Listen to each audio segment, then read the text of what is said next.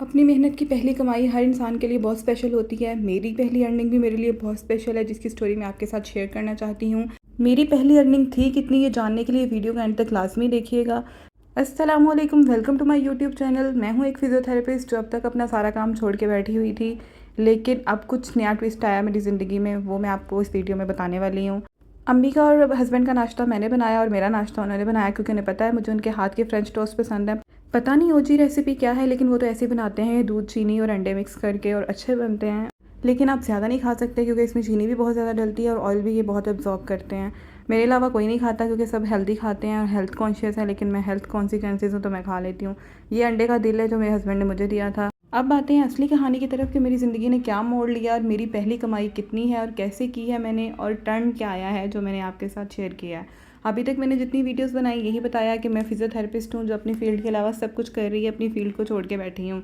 और वाकई की बात सच है, पिछले 1.5 साल से मैंने अपनी फ़ील्ड से रिलेटेड कुछ नहीं किया, कोई पेशेंट ट्रीट नहीं किया। हाँ, अपने घर में थोड़ा बहुत किसी को हो गया तो वो किया। लेकिन आज मुझे आती है मेरी पेशेंट की कॉल कि आ जाओ, मुझे ट्रीट कर जाओ, मुझे ज़रूरत है। मैंने कहा चलो रीस्टार्ट करते हैं, कभी ना कभी तो रीस्टार्ट करना है, तो फिर मैं निकल पड़ती हूँ। वही रास्ते जिन पे मैंने बहुत ज़्यादा ट्रैवल किया है, तो सारी यादें जुड़ी हुई हैं, सब फ्लैशबैक में आता है। कभी आपने देखा है कि पूरी फैमिली जॉब पे जा रही हो, मैं जा रही थी अपने हस्बैंड और अपनी बेटी को भी लेके। उसको मैंने घर में नहीं छोड़ा, क्योंकि मुझे उसकी याद आती रहती, उसको मेरी याद आती रहती। मैंने कहा मैं रोती रहेगी, मैं उसको साथ लेके चली गई।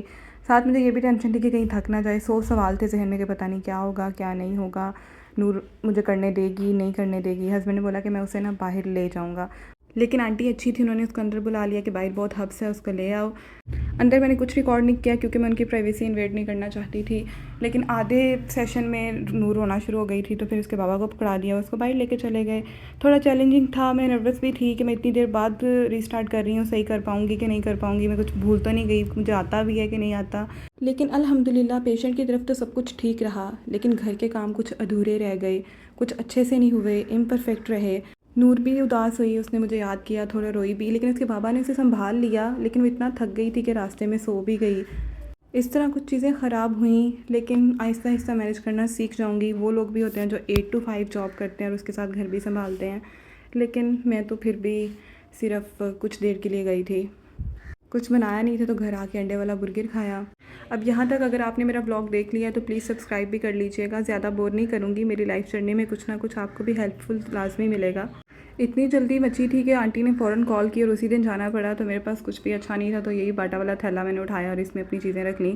ये मेरे टूल्स हैं जो मैं इस्तेमाल करती हूँ, इसे हॉट पैक कहते हैं। एक पैम्पर रख लिया कि इमरजेंसी में ज़रूरत ना पड़ जाए नूर के लिए। थैले को आपने इग्नोर करना है कि मैं ऑलरेडी बहुत लेट हो गई थी। मुझे था कि मैं मगरिब घर आके पढ़ूंगी, लेकिन वो भी टाइम मेरा गुजर गया। ये मेरा टेंस है, इसको आपने छैया छैया वाला मोबाइल नहीं समझना।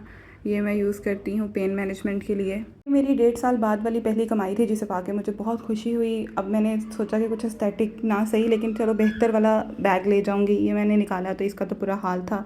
अब इसको धो के यूज़ करेंगे, देखते हैं क्या शक्ल निकलती है। इसमें से एक पेंसिल निकली। इस तरह की जो छुपी चीज़ें निकले ना, उनकी बहुत खुशी होती है। अब इसको मैं वॉश करूँगी, देखते हैं कि इसमें फिर चीज़ें मेरी पूरी आती हैं कि नहीं आती। जो मैंने चने बॉयल किए थे उसकी मैंने चना चाट बना ली और इसको छोटे छोटे कप्स में डाल दिया, ताकि मेरी जो कॉलेज वाली यादें ताज़ा हो जाएं। तब हम कप्स में डाल के खाते थे ना, तो बहुत मज़ा आता था और बाज़ार वाली फीलिंग भी आ जाती है, थोड़े ज़्यादा टेस्टी लगने लगते हैं। इसमें मैंने टेस्ट इन्हेंस करने के लिए नींबू का पानी, पुदीने का पानी और हरी चटनी डाली थी, इससे काफ़ी अच्छा टेस्ट आ गया था। और ये कप्स वाला आइडिया बस थोड़ी देर के लिए अच्छा लगा था। बाद में मम्मी ने कहा तुमने क्या तमाशा लगाया, छन्नी में डाल के दो मुझे, तो फिर मैं उनको छन्नी में भी डाल के दे दिया था और खुद बॉल उठा के ले गई थी ऐसे ही अंदर। अगर आपने मेरा पूरा व्लॉग देखा, आपको पसंद आया तो प्लीज़ सब्सक्राइब कीजिएगा, लाइक शेयर कमेंट भी कीजिएगा। और अगर आपको इसमें कोई कमी लगी है तो इस मेरे व्लॉग को रेट भी कीजिएगा और मुझे कमेंट करके ज़रूर बताइएगा कि इसमें क्या कमी है, मैं क्या इम्प्रूव कर सकती हूँ। Thanks for watching, see you in the next vlog. Bye bye, अल्लाह हाफिज़।